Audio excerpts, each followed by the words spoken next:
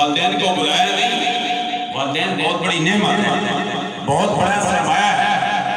مجھ سے قبل فرما رہے تھے والد جنت ہے اور والدہ جنت کا دروازہ ہے، یہ حقیقت ہے، سرکار نے فرمایا الجنت تحت اقدام الامہات، سرکار نے فرمایا والدہ جنت ہے، والد جنت کا دروازہ ہے۔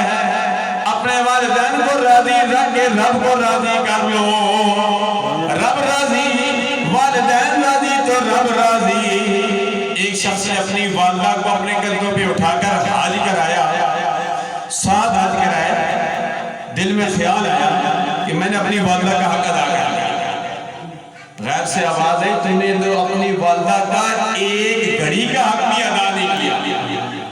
وَوَصَّيْنَا الْإِنسَانَ بِوَالِدَيْهِ إِحْسَانًا حَمَلَتْهُ أُمُّهُ وَهْنًا عَلَى وَهْنٍ، تو اور ایک گھڑی کا بھی حق ادا نہیں کیا ہے۔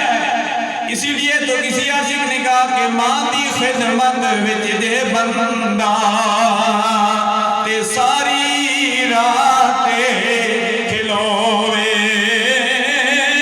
تے پھر بھی ماں دا ایک گھڑی دا حق ادا نہ ہووے۔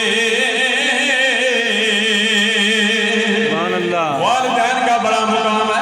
حضرت بایزید بستامی علیہ رحمت کو جو مقام ملا اللہ کے ولی بن گئے، انہوں نے والدہ کی خدمت کرنے کی وجہ سے یہ مقام ملا۔